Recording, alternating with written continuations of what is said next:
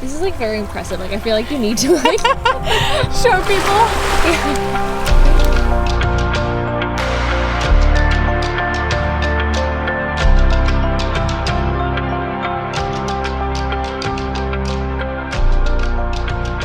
Today's video is going to be a bit of a tutorial on how to film your own vlogs by yourself with help from no one and with very minimal equipment. I'm going to tell you how I film my travel vlogs today, but this can apply to any kind of vlog, and I figured now would be a good time to sort of reveal all my secrets since we're all stuck at home right now and frankly, things are getting a little boring, so I figured we could do a little learning together. My first tip, and honestly probably the most important tip on making a vlog by yourself, is to have zero shame. Take your shame, throw it out the window.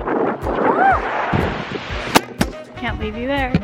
Ow! Vlogging is innately a super weird thing to see. If you see someone walking around with a camera stuck in their face, talking to it, it's just not natural. It's weird. People are gonna laugh. They're probably gonna stare. Just have no shame. Do your thing. It's all in the name of creativity. So pay no attention to the people staring at you, because honestly, it's just weird to see. So like, do you really blame them for staring? So now on to what you actually need to do to create a vlog or travel vlog. I always think about, before I even start filming, what is the hook of my video? The main activity, the main thing that is going to be the central topic of the whole video. This can be a place you're going to visit, a thing you're going to do, something you're going to try, something you're going to go see. It can be anything really. So for example, my last video on my YouTube channel, I visited Kalangaman Island in the Philippines, and that's sort of the hook of the video, is we're going to this island and the whole vlog is centered around that. So once you've decided what your actual like video hook is going to be,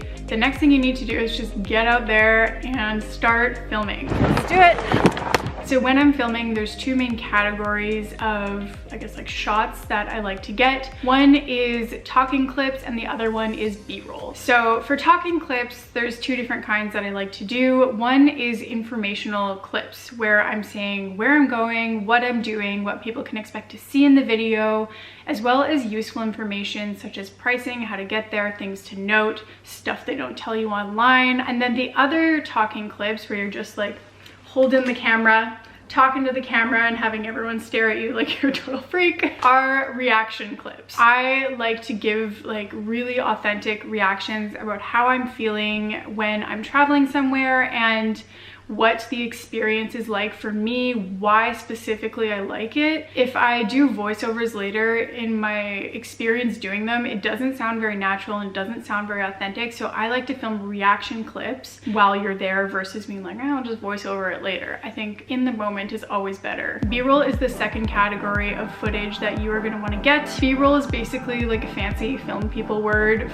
for supplemental footage that helps build your story. So when I'm out filming, I always make sure to get the following types of shots: nature shots, landscape shots, some up close shots of myself either walking, posing, and I also like to make sure that I get shots of things that are unique to the place I'm visiting. So whether you see a local's house or someone doing something interesting, like just look around you and whatever you find interesting that you think like, wow, I would never see this somewhere else, film it, throw it in the vlog. So when you're getting your B-roll shots and your talking clips, one thing that I find no one really mentions is lighting. And in my opinion, lighting is like the single most important thing when making a video. I always personally prefer natural lighting. If it's a really sunny day, just put yourself in the shade and make sure there's no weird like light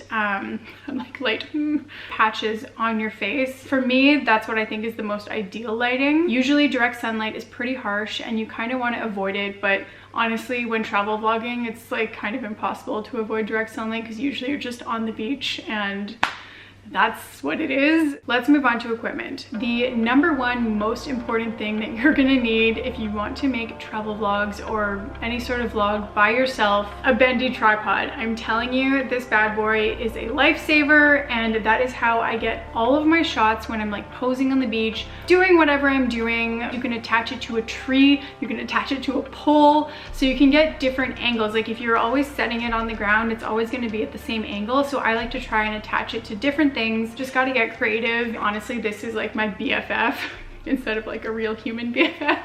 It's a Bendy tripod. So Yes, very important. It's just recording. If you just hold it, it's a video. You don't want a photo? No, just a video is good. Thank you.